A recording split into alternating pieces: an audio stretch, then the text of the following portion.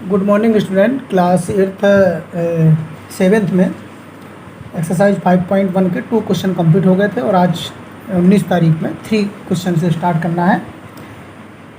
तो 3 क्वेश्चन है, बहुत सिंपल है। अभी आपने 2 क्वेश्चन पढ़े थे, कॉम्प्लीमेंट फाइंड करना और सप्लीमेंट्री फाइंड करना एंगल। तीसरा क्वेश्चन है identity which of the following pair. 2 pair दिए गए हैं एंगल के, आपको दोनों पेयरों का सम करना है, ठीक है। और सम करके ये बताना है कि ये जो पेयर है वो कॉम्प्लीमेंट एंगल का है कि सप्लीमेंट एंगल का है। तो वेरी सिंपल इट इज़, क्योंकि अगर वो 90 डिग्री अगर उसका सम आएगा तो वो कॉम्प्लीमेंट एंगल का पेयर है, और 180 डिग्री आएगा तो सप्लीमेंट्री एंगल का पेयर है। केवल आपको नेम देना है। So identify which of the following pairs of angles are complementary and which are supplementary. So first question 65 degree, 150 degree.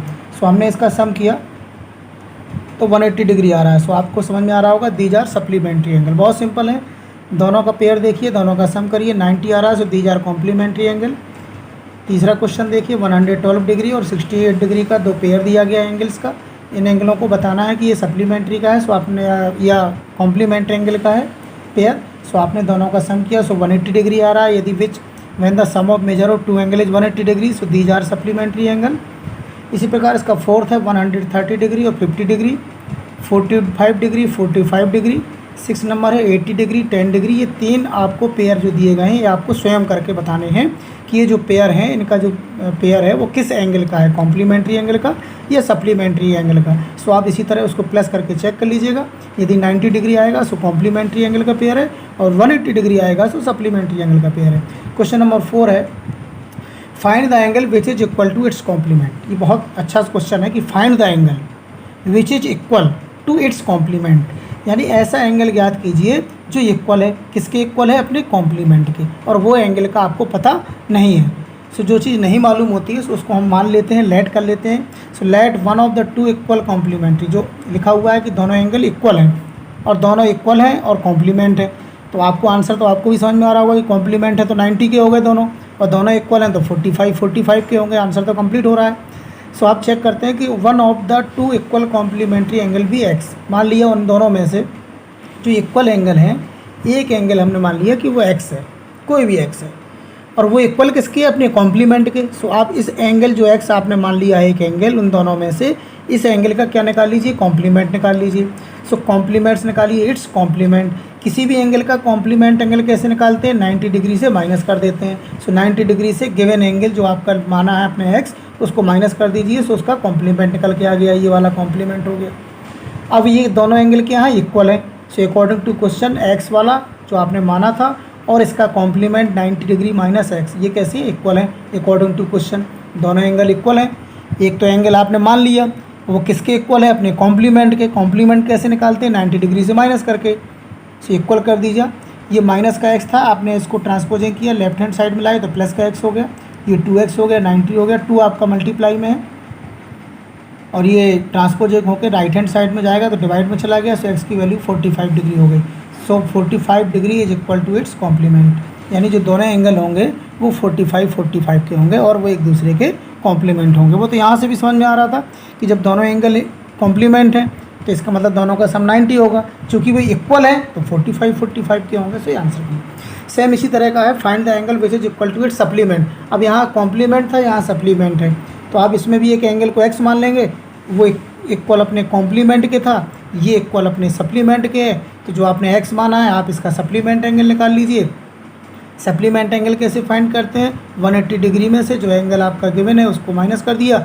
अब अकॉर्डिंग टू क्वेश्चन ये भी इक्वल है तो दोनों को इक्वल कर दीजिए। अकॉर्डिंग टू क्वेश्चन आपका जो गिवन एंगल था और जो उसका सप्लीमेंट है, दोनों एंगल कैसे हैं, इक्वल हैं। सो इक्वल का साइन लगाइए, ये इस तरफ आया, प्लस का हो गया, ट्रांसपोजिंग होकर लेफ्ट हैंड साइड में 2x हो गया, 2 मल्टीप्लाई में इसको ट्रांसपोजिंग किया 2 को, राइट हैंड साइड में गया। सो मल्टीप्लाई वाला डिवाइड में जाएगा। आपने इक्वेशन बहुत अच्छी तरह से पढ़े हुए हैं। सो एक्स की वैल्यू 90 डिग्री आ गई, यानी 90 degree is equal to its supplement. क्योंकि वो सप्लीमेंट है तो दोनों एंगल कितने कितने के होंगे, 90 के होंगे। क्यों, क्योंकि दोनों सप्लीमेंट इक्वल हैं। सो नेक्स्ट क्वेश्चन 6 नंबर देखिए, बहुत सिंपल क्वेश्चन है, आपको कुछ समझना भर है केवल।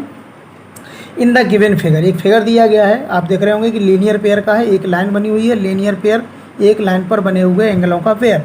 इसमें एंगल 1 है और एंगल 2 दिया गया है, आर सप्लीमेंट्री, क्योंकि लीनियर पेयर मैंने बताया था सप्लीमेंट्री होते हैं, यानी दोनों एंगल ये कितने के होते हैं, 180 डिग्री के। इफ़ एंगल 1 इज डिक्रीज, उनका क्वेश्चन है कि अगर एंगल 1 डिक्रीज होता है तो what change should take place in angle 2। ये क्वेश्चन है कि अगर एंगल 1 डिक्रीज होता है, डिक्रीज मतलब अगर कम होता है, ज़रा दिमाग से देखिए, ये एंगल बना हुआ है इस समय, ये इस तरह से, अगर एंगल डिक्रीज होगा, कम होगा तो क्या होगा, वो इस तरफ आएगा, घटेगा। और जैसे ही एंगल 1 डिक्रीज होगा तो 2 पर क्या प्रभाव पड़ेगा, ज़रा सोचिए, ये एंगल 1 है और ये डिक्रीज मतलब कम हो रहा है, तो जब ये एक कम होगा तो दूसरा क्या होगा, ये देखिए 1 है, ये कम होगा तो ये वाला इधर आएगा, तो 2 वाला क्या होगा, बढ़ेगा, समझ रहे हैं ना, 2 इंक्रीज होगा। एक एग्जांपल से देखते हैं, जैसे एंगल मान लीजिए 1 है 70 डिग्री और एंगल 2 है 100, ये ऐसे कर लीजिए, ये 110 डिग्री है और एंगल 2 मान लीजिए आपका 70 डिग्री है। ओके, मान लिया आपने। अगर एंगल 1 वो कह रहे हैं डिक्रीज हो रहा है, डिक्रीज हो रहा है मतलब ये 110 की जगह मान लीजिए ये 100 डिग्री का हो गया, घट गया, तो ये कितने का होगा, 80 का होगा, यानी ये 10 घटेगा तो ये 10 बढ़ेगा।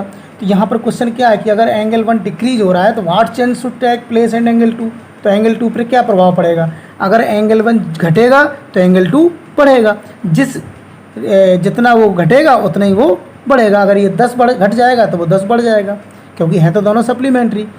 तो if angle 1 is decrease then angle 2 will increase with the same measure, यानी बिल्कुल बराबर डिग्री में बढ़ेगा।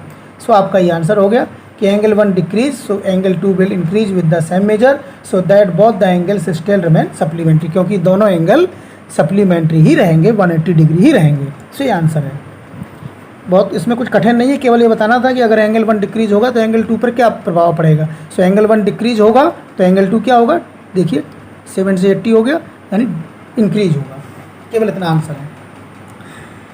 नेक्स्ट क्वेश्चन है 7 number, can 2 angles be supplementary if both them are acute obtuse right. ये 3 क्वेश्चन दिए गए हैं और तीनों पे आंसर देना है कि can 2 angles be supplementary. Supplementary का मतलब हो गया 180 डिग्री होंगे, कब, अगर वो दोनों एक्यूट हैं।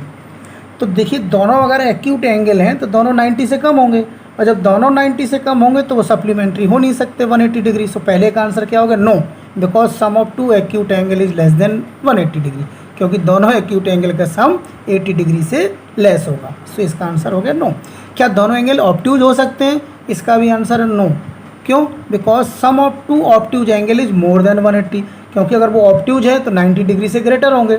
अगर दोनों 90 से ग्रेटर हैं, दोनों ऑब्ट्यूज हैं और दोनों का सम करेंगे तो 180 से ज़्यादा आ जाएगा, और हमें सप्लीमेंट्री में कितना चाहिए, ओनली 180 डिग्री चाहिए। यानी दोनों एंगल अगर ऑब्ट्यूज हैं तो भी सप्लीमेंट्री नहीं हो सकते, दोनों एंगल अगर आपका एक्यूट है तो भी सप्लीमेंट्री नहीं हो सकता। तीसरा है राइट, यस, अगर दोनों एंगल्स आपके राइट एंगल्स हैं तो चूँकि right angles is equal to 90 degree, so 90 degree अगर आपका एंगल है सो सम ऑफ उनका कितना होगा, सप्लीमेंट्री 180 होगा, 90 90 plus 90। So yes, because sum of 2 right angle is 180 degree, यानी 2 एंगल अगर एक्यूट हैं तो सप्लीमेंट्री नहीं होंगे, ऑब्ट्यूज हैं तो भी सप्लीमेंट्री नहीं होंगे, लेकिन अगर वो राइट एंगल हैं दोनों तो वो सप्लीमेंट्री हो सकते हैं। सो ये तीनों का आंसर आपको कंप्लीट करना है। ओके।